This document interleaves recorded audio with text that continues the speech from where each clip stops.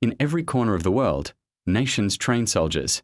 They run, they march, they learn to fight, to survive, to obey. But somewhere in the islands of the Pacific, a different kind of warrior is forged. Not just through discipline, not just through drills, but through heart. The Filipino heart. For years, military analysts from different countries have praised Filipino soldiers. But one testimony stood out, one that shocked Asia, one that spread across global defense forums like wildfire. A Japanese military expert publicly admitted, "No soldier trains like a Filipino soldier." But why? What makes the Filipino warrior different? What makes them rise when others break, stand when others fall, and keep fighting when the world says they should have given up? Tonight, you will hear the truth. Not from legends, not from myths, but from real stories of courage, sacrifice, and the unshakable Filipino spirit. To understand the Filipino soldier, you must first understand the Filipino heart. A heart shaped by storms, by struggle, by poverty, by laughter, by faith, and by a culture that believes, kapag may puso ka, walang impossible. When you have heart, nothing is impossible. Our story begins not on a battlefield, but in a small coastal village in Leyte. Simple houses, children running barefoot, fishermen preparing their nets at sunrise. Here, a young boy named Marco wakes up before dawn. Not because of an alarm, not because of orders, but because life itself is already training him. He helps his father push their leaking wooden boat into the open sea. He holds the rope with small but determined hands. Rain or shine, storm or calm, he learns something no textbook can teach: resilience. Filipinos are born into a world that trains the body and the spirit without permission, carrying heavy containers of water for kilometers, helping parents sell goods in the market, working odd jobs after school, walking through mud and crossing rivers just to attend class. This isn't just life, this is training. Long before they ever enter a military academy, Filipinos are already building a foundation of endurance, grit, and an unbreakable spirit. And this is exactly what the Japanese expert saw. He wasn't just looking at the formal drills, the marching formations, or the combat techniques. He saw the foundation, the life story behind the uniform. He said, Filipinos are trained by their own hardships, but they smile through it. That is what makes them different. This isn't about glorifying poverty or hardship.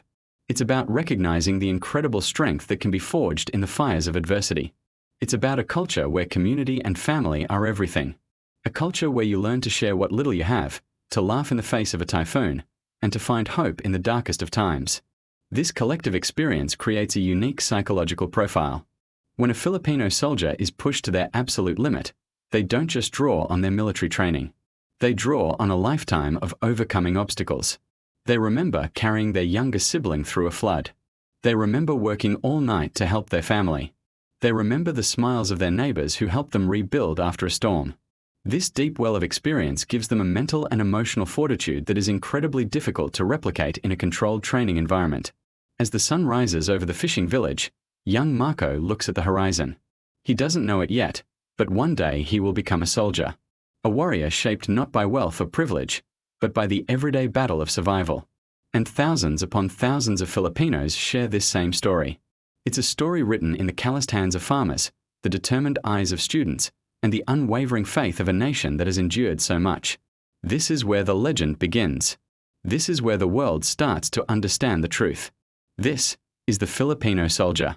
If their story moves you, let us know in the comments, and don't forget to like and subscribe for more stories of courage from around the world.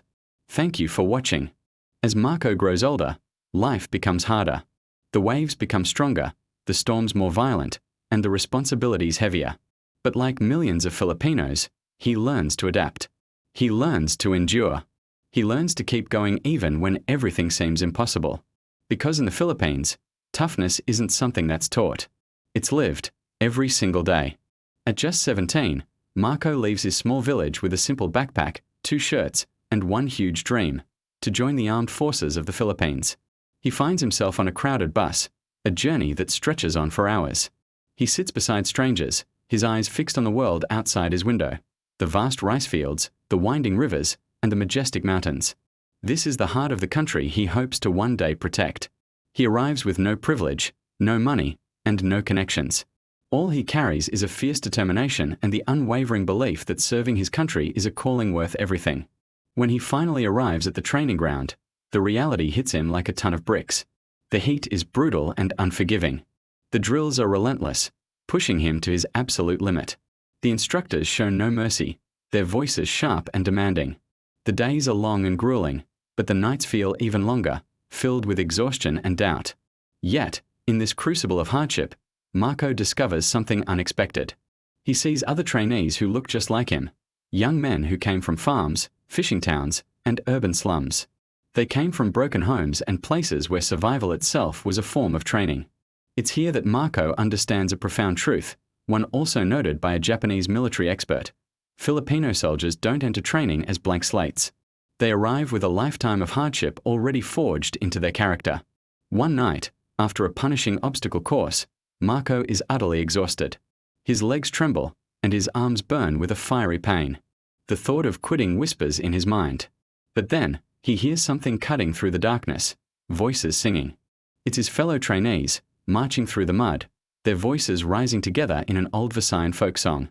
It's a surreal moment of beauty amidst the struggle.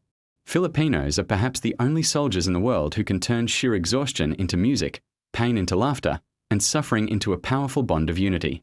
This is exactly what the Japanese expert meant when he observed, Filipinos train with spirit. Even in hardship, they find joy. That is unbreakable.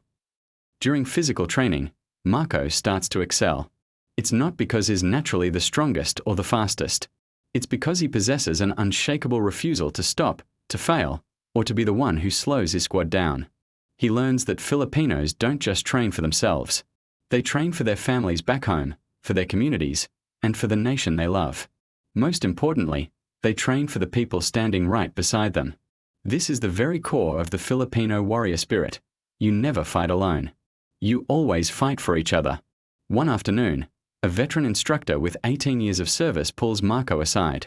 He looks him straight in the eye and says something that will change him forever. Do you want to know what makes a Filipino soldier so feared? We don't know the meaning of surrender. Those words plant a seed in Marco's soul.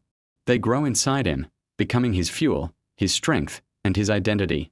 Weeks turn into months, and the training becomes even more intense. Some trainees quit. Some collapse from the sheer physical and mental pressure. Others cry silently in the lonely hours of the night. But through it all, the Filipino spirit remains unbroken. It's the same spirit that has rebuilt the nation after devastating typhoons, endured centuries of colonization, fought valiantly in world wars, and survived every hardship imaginable. This is the very spirit that the Japanese expert witnessed in international military exercises. He saw Filipino soldiers consistently outperform soldiers from richer, more technologically advanced nations. He watched them adapt faster, work harder, recover quicker, and build an unshakable sense of unity. As he put it, Filipino soldiers do not break. They bend, but they always stand again. As our story concludes for now, Marco stands with his squad at sunset. They are covered in sweat and dirt, their bodies aching, but they are smiling. Because in that moment, Marco knows he is no longer just a trainee. He is becoming something more. Something legendary. Something the world will come to respect. He is becoming a Filipino soldier. Thanks for watching, and don't forget to follow for more stories like this. Months pass, and Marco is no longer the uncertain young man who arrived with a backpack and a dream. He is stronger now. Faster. More disciplined. More focused. But the greatest change is inside him. A deeper understanding of what it means to carry the Filipino flag on your shoulder. Training has pushed him to his limits, but it has also revealed what a Japanese military expert once described as the hidden steel in the Filipino spirit. One of the toughest phases of the program begins: survival training. Days in the wilderness, minimal food, unpredictable weather, and long marches across rivers, mountains, and thick jungle. But for Filipinos, these conditions are not foreign. They are familiar.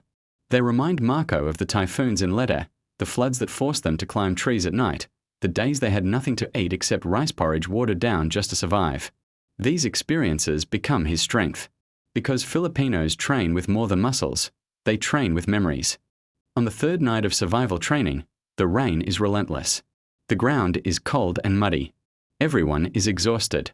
Marco's squad struggles to build shelter. Some soldiers from other groups panic, frustrated by the environment. But Marco kneels down, steady and calm. He shows them how to reinforce the bamboo, how to angle the leaves for better cover, how to make a fire even when everything is wet. His instructor watches quietly. He sees something rare, leadership born not from rank, but from experience, from culture, from resilience.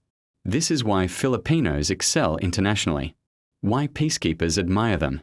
Why allied instructors speak highly of them. The Japanese expert once told a global forum, Filipinos can survive in conditions that break other soldiers. They endure because they grew up understanding hardship, not fearing it. At dawn, the rain finally stops.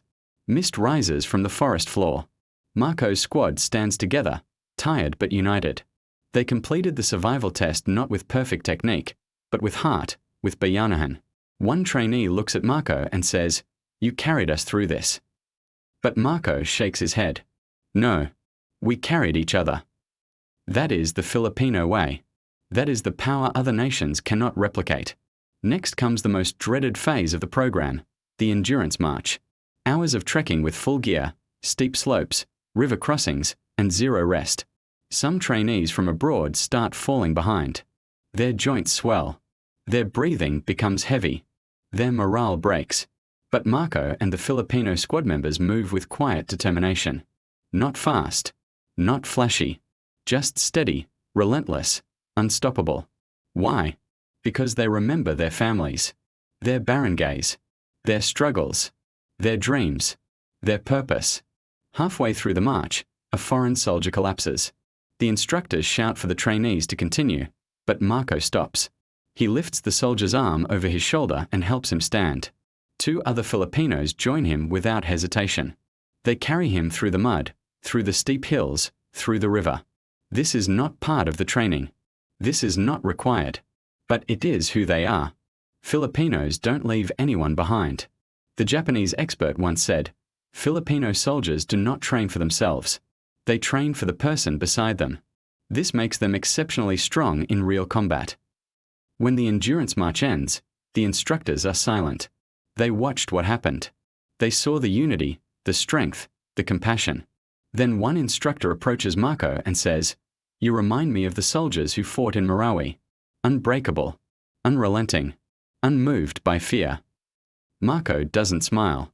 He just nods, because he knows he is carrying a legacy far older than himself, a legacy built by heroes, martyrs, and warriors of the Philippines. As the training day closes, Marco stands on the grounds, wind brushing against his fatigues. He looks stronger now, not just because of the training, but because he understands something deeper.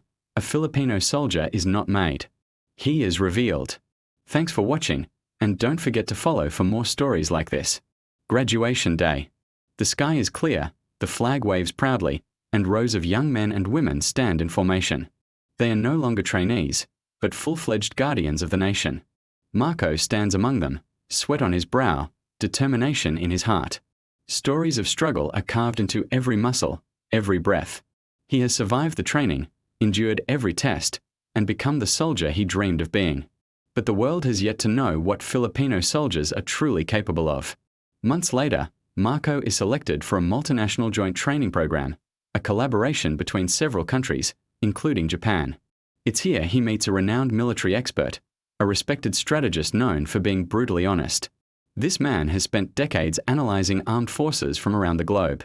He watches Marco and the Filipino unit during intense drills, combat simulations, and disaster response exercises. He observes them during stress tests where sleep is denied, food is limited, and the pressure is at its absolute breaking point. And what he witnesses shocks him. The Filipino soldiers don't just perform. They rise. They lead. They uplift everyone around them. They turn impossible tasks into achievable missions. After the final simulation, one designed to mentally break even the strongest, the Japanese expert stands before a panel of international observers. For the first time, he speaks these words publicly: "No soldier trains like a Filipino soldier." Silence fills the room. Every nation listens. Then he continues, with words that would soon circulate online, translated into multiple languages. Filipinos possess 3 things no training manual can teach: heart, unity, and resilience. They do not quit. They do not break. They endure suffering with a spirit that inspires even their allies. In my career, I have never seen soldiers like them. The world takes notice. Marco, standing at the back of the room, doesn't react. He doesn't need applause or validation. He knows the truth. Filipinos have always been strong. The world is only now realizing it. Later that night, Marco calls his mother. She's sweeping the small courtyard of their home in Leyte. When she hears his voice, she smiles through tears. Anak, kamusta ang training mo? How is your training, my son? Marco looks out at the quiet parade ground, breathing in the cold night air. Ma, he says softly, they said Filipinos are the strongest soldiers they've ever trained with. His mother laughs gently. Of course. You're Filipino. You were trained by life before you were trained by the military. And she's right. The storms, the sacrifices, the poverty, the bayanahan, the culture, the faith, the family. These are the forces that forged him long before he ever wore a uniform. As Marco walks back to his quarters, he realizes something powerful. Filipino strength isn't in weapons, or armor, or advanced technology. It's in the spirit. A spirit that refuses to surrender. A spirit that rises after every fall. A spirit that turns pain into pride and hardship into heroism. This is what the Japanese experts saw. This is why the world respects them. This is why Filipino soldiers are in a class of their own. So, our story ends not with a battle, not with gunfire, but with a simple truth. The Filipino soldier shines not because they are the most equipped, but because they are the most driven. Not because they train the longest, but because they train with heart. Not because they have the strongest body, but because they have the strongest soul. To every Filipino watching this, remember, you come from a nation of warriors, a people who conquer storms, a culture built on courage, and a spirit that the world cannot break. This is the legacy of the Filipino soldier. This is why no one trains like a Filipino. This is Filipino pride. Thanks for watching, and don't forget to subscribe.